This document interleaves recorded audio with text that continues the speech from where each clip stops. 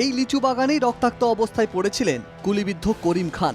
প্রতিদিনের মতো লিচু বাগানে রবিবার রাতে পাহারা দিতে গিয়েছিলেন করিম। সেই সময়ে করিম খানকে কেউ গুলি করে বলে অভিযোগ। রাত 10টা নাগাদ বিষয়টি জানতে পেরে লিচু বাগানে যায় পরিবারের লোকজন। আশঙ্কাজনক অবস্থায় তাকে উদ্ধার করে মালদা মেডিকেলে ভর্তি করা হয়। কি করতে গেছিল আপনার ছেলে? লেচু আর আছে, আম আছে আমাদের। আপনাদের নিয়ে গিয়ে হ্যাঁ, নিজের আছে। পুলিশ গিয়েছিল? হ্যাঁ, গেছিল পুলিশ।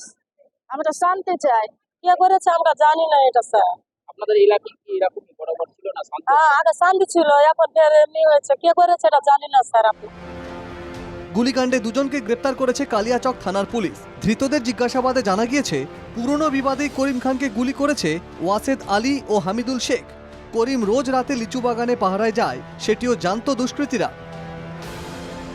মালদায় একের পর এক গুলিকাণ্ডে সরব বিরোধীরা, পাল্টা জবাব শাসক দলের। এত অস্ত্র মালদা জেলায় আসছে কোথা থেকে?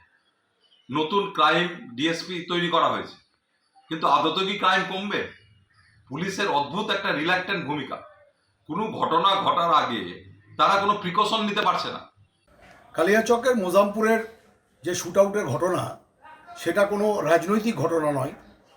তৎসত্ত্বেও সারা বাংলার সাথে সাথে মালদা জেলার পুলিশ অত্যন্ত তৎপর বলে যারাই গোটা জেলা বা বাংলাতে ক্রাইম সংগঠিত করছে তারা অ্যারেস্টেড হচ্ছে এবং পেনালাইজড হচ্ছে according to the law of the Indian penal code.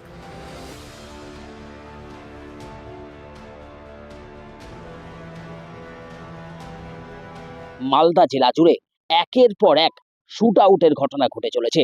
এরই মধ্যে আবারও মালদার কালিয়াচকে এই শুট আউটের ঘটনায় জেলার আইন শৃঙ্খলা নিয়ে প্রশ্ন উঠতে শুরু করলো। মালদা থেকে সুমিত ঘোষের রিপোর্ট, এনকেটিভি বাংলা।